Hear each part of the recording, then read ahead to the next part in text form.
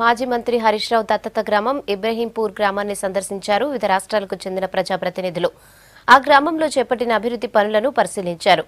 గ్రామస్తుల ఐక్యతను మెచ్చుకున్నారు.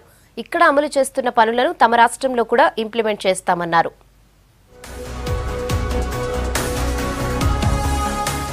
జాతీయ గ్రామీణాభివృద్ధి సంస్థ వర్క్షాప్లో భాగంగా మాజీ మంత్రి హరీష్ రావు దత్తత గ్రామమైన ఇబ్రహీంపూర్ గ్రామాన్ని సందర్శించారు.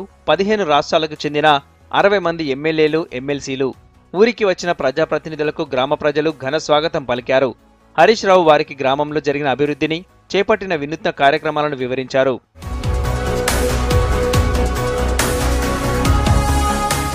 గ్రామంలో ఇంకుడు గుంతలు, హరితహారం, పారిశుద్ధ్య నిర్వహణ, గొర్రెల షెడ్ల లాంటి వివిధ కార్యక్రమాలు ప్రజాప్రతినిధులను ఎంతో ఆకట్టుకున్నాయి.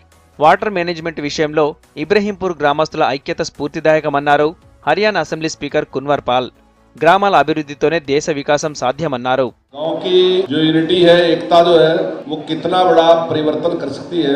अपने गांव की स्वच्छता के लिए भी और कृषि के लिए भी, पशुपालन के लिए भी, अपनी समृद्धि के लिए भी, देश के लिए भी. और जिस प्रकार से वाटर मैनेजमेंट आपने किया जो आज ఇబ్రహీంపూర్ గ్రామంలో నేర్చుకున్న కార్యక్రమాలన్నీ తమ రాష్ట్రంలో అమలు చేసేలా కృషి చేస్తామన్నారు బీహార్ ఎమ్మెల్సీ రీనాదేవి.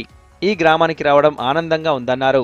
और हमारे बिहार में एक बहुत कहावत है कि एक बिहारी सब पे भारी. तो मैं आज इस जगह पे कहना चाहूंगी कि इब्राहिमपुर वासी पूरे देश पर भारी.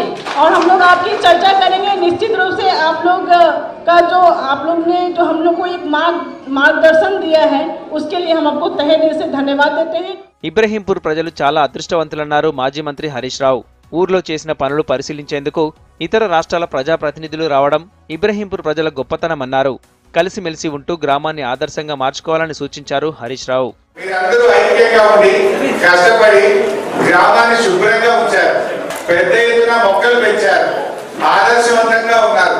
కలిసిమెలిసి ఉన్నారు.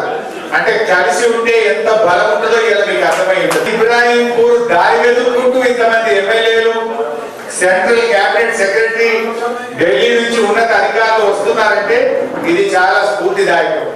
ఈ స్ఫూర్తిని ఇంకా కొనసాగించాలి. తర్వాత బతుకమ్మ చీరల పంపిణీ కార్యక్రమంలో పాల్గొన్నారు హరీష్. తనకంటే ఐశ్వర్యవంతులు ఎవరూ ఉండరన్నారు. ప్రేమ అభిమానం మించిన ఐశ్వర్యం మరోటి లేదని, ఎన్ని కోట్లు ఉన్నా ప్రజల ప్రేమాభిమానం కొనలేమన్నారు.